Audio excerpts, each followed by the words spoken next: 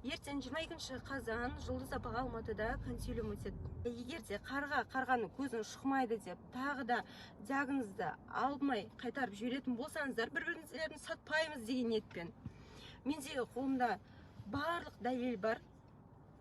Өз өздеріңізге қарсы келетін. Сол нәрсені шығаратын боламын. Ол видео қандай видео дейсіздер ғой. Ол жақта негізінде басы былай. Жұлдыз апа психбольницадан шыққан кезде қолында ешқандай құжат болмайды. Яғни қандай документ болмайды өзінің, больницадан шықты деген выпискасы болмайды и диагноз болмайды. Біздер Жұлдыз апа больницадан шыққаннан кейін ең бірінші құжатын дұрыстаймыз. Мен өзім жеке цонға апарып, Жұлдыз апаға удостоверение жасатам, срочный порядке удостоверение жасатам. Одан кейін келесі күні алғаннан кейін біздер полиция қызметкерлеріне ГОБАДИНге барамыз, арыздануға. Сол моментте почему-то біз арыздануға келген уақытта именно начальниктің алдында компьютерде Жұлдыз апаның диагнозы шығып кетеді. А ол диагноз вообще ешқандай сотсыз, ешқандай консилиумсыз, яғни шығарылмайды. Соттың ғана шешіммен шығарылатын диагноз екен ол, на самом деле. Сол кезде бізбен бірге еріп барған по защитам прав женщин и детей Жанар деген сотрудниктің өзі айтады, қалай мүмкін емес. Кеше ғана болмаған диагноз ол дейді. Одан кейін бізбен бірге әлеуметтік қызметкер, яғни олар на тот момент кризисный центрде жатты. Жангүл, кажется, егер қателеспеймін, Жангүл тоже айтады.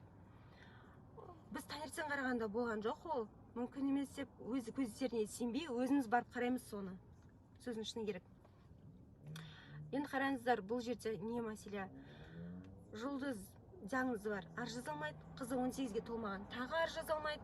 Мен Екібастан айдаладағы адамсың деп, тағы маған арыз жазғызбайды.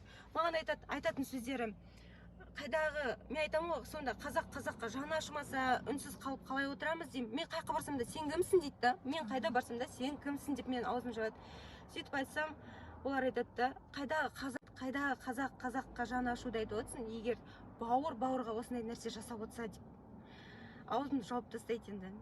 Енді барлық адам бірдей емес қой. Бұндай зұлымдыққа үнсіз қарап отыру, олармен ортақтасқанмен тең деп ойлаймын өз басым. Қанша жерден көмек сұрап барсам да, қанша есікті түртсем да, мені еститін құлақ болмады осы уақытқа дейін. Айтатын сөздері, қанша блогерлерден көмек сұрасам да, ер азаматтарымыздан көмек сұрасам да, Әсел апа ертең кесірі өзімізге тиіп кетер деген ниетпен барлығы үнсіз қарап отты да. Қазір білмеймін, ашуланатыным именно резонанс туғаннан кейін сол кезде менің бетімді қайтарған адамдар ұялмай қай беттермен жазады екен деймін да. Осы 7 ай бойы мен қай жаққа кірейін, бүкіл жерде видеофиксация жүрді өзімен бірге. Ол бір осы нәрсені резонанс жасаймын деген ниетте емес, бәлки болашақта керек болып қалар деген ниетте жазып отырдым. Бірақ та біздің ниетіміз резонанс жасау емес еді, расымен де. Біздің ниетіміз диагноз алып тастап, Жұлдызға білмеймін, баспана сыйлап, өздерімен тыныш өмір сүрсе екен деген болатынбыз. Біз Жанармен де соттасуды уже ойламаған болатынбыз осы уақытқа дейін. Потому что қанша жерде мен бар ғой, қолымда бүкіл дәлелді теріп, жинап, класстастарынан сбор жиналды. Одан кейін Асылханнан сбор жиналды. Оның барлығын менен мысалы дейтін ақшалай көмек сұрағанын бүкіл дәлелімен, даже Каспий банктың печатымен апарып берген уақытта Жаннаның жұмыс орнын, адресін, телефонын, бүкілін дайындап апарып бердім. Тек оларға жұту ғана қалды на тот момент. Шайнап, Одан кейін, мысалы мен осы уақытқа шейін тергеуші Әселмен хабарда отқанмын. Хабарда оттым, кездестім, оның тоже бүкіл дәлелі бар. Умраға кетіп барар алдында Әселге айттым, Әсел, мен кетіп бара жатырмын, осы балдардың ісі аяқсыз қалмасыншы. 10 күнде өздеріңізге балдар аманат деп адами тұрғыда сөйлеп попросила. Сол кезде Әсел айтты маған, қорықпаймыз, барлық іс под контролем, бізге приказ келді Жаннаны отырғызсын деп, біз енді амалын жасаймыз деді. Менің жүрегім тыныш, соған сеніп жүре бердім. 6 айма, 5 айма уақыт өтті, барасақ, место жительства сендер ГОП 2-ға жату керексіңдер, біз арызды сол жаққа жібереміз дейді ғой. Неше ай өткеннен кейін, білмеймін. Сол мен умрада жүрген уақытта каким-то образым, білмеймін, жанашыр адамдар пайда болған осы екі ортада. Өздерін, бывший сотрудник, өздерінің адамдары, сөздің шыны керек, қолдарында қандай дәлел бар, барлығын алып алғысы келген ғой. Осы Құралайдың балалығын балалығын пайдаланғысы келген Құралай қанша сөйлеп тұрғанмен, ол бала алданып қалатыны бар. Құралайға айтқан: Құралай, маған деген доверенность жазып берші, мен сенің артынан өзім жүрем, бүкіл құжатқа қолымды қойып, сен атынан бүкіл шешімді қабылдай алатындай маған қағазға қолымды қойып бер деген болғызған. Умрада жүрсем, мен сразу білмеймін, жүрегім сразу қорқып кетті. Не то екенін сразу сездім де айттым: Құралай, шешімді өзің қабылдайсың. Мен всегда айтам: Құралай, шешім өзінде, бірақ мен мақұлымды тыңда деп. Мені тыңдасаң, ешкімге қолымды қойып сенбе. Мен бұл кісіге сенбеймін. Сенің атынан жүрудің қажеті жоқ.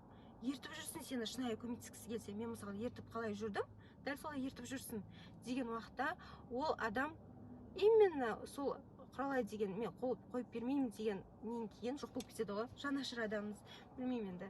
Ол қолымыздағы бүкіл дәлелді алғысы келді ма, Аллах қана білуші, ешкімге жала жапқым келмейді. Но бірақ екі ортада сондай жанашыр адамдар да пайда болды сол моментте деген. Жалпы айтатын нәрселеріміз өте көп, көрсететін нәрселеріміз де өте көп. Go-Padimге кірген алғашқы қадамнан бастап шыққанға дейін мен бүкіл нәрсені видеофиксацияға жаздым. Не только Go-Padim, біз Асет Қалиевтің өзіне де кіріп шықтық. Ол жақта да менде полный фиксация бар. Жалпы қай жаққа барсам да менде видеофиксация бар. Себебі, қараңыздар, себебі біз сіздерге расымен сенбейміз. Бізді қорғайтын сіздер емес, біз наоборот сіздерден қорғанамыз, сөздің шыны керек. Себебі біздер именно сіздерден қорғанамыз, потому что сіздердің әділ жұмыс атқаратындарыңызға сенбейміз. Мен оны начальник, не помню сейчас атын, осы деланы Go-Padimдегі алып отырған, соның алдына барған кезде де айттым: мен сенбеймін сендерге дедім. Мен қайыққа барсам да телефонымды қолымнан тастамаймын, потому что ішінде маңызды ақпараттар бар, сіздерге көрсетерім бар деп ішке алып кіретінмін осы уақытқа дейін. Сол айтарым көп енді. Құралай, өзін жалғастырырсың, қосарың болса. Расымен де, егер де диагнозды алып тастамайтын болсаңыздар, мен барлық нәрсені шығарам әлеуметтік желіге.